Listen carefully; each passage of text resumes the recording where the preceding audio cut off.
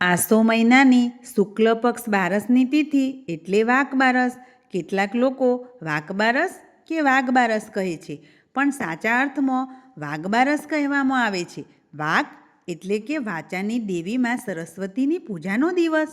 આપણી વાચાથી કોઈનું દિલ ના દુભાય તે માટે સરસ્વતીની પૂજા કરવામાં આવે છે. ધનતેરસના દિવસે મા લક્ષ્મીની પૂજા કરાય છે અને તેના આગળના દિવસે એટલે કે વાઘ બારસના દિવસે મા સરસ્વતીની પૂજા કરાય છે.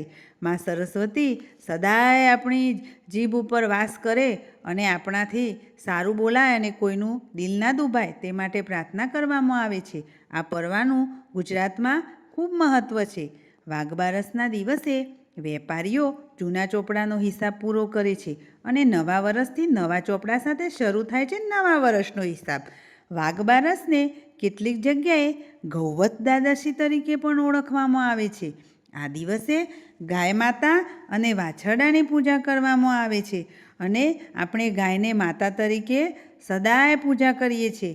તેથી આપણે ગાય માતાની પૂજા કરીએ છીએ.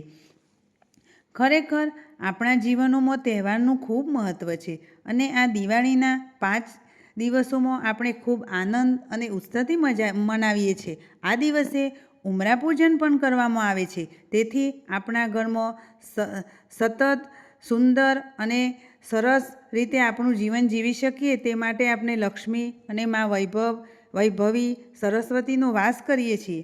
અને વાઘ બારસથી ઘરે ઘરે દીવડાઓ પ્રજ્વલિત કરવામાં આવે છે.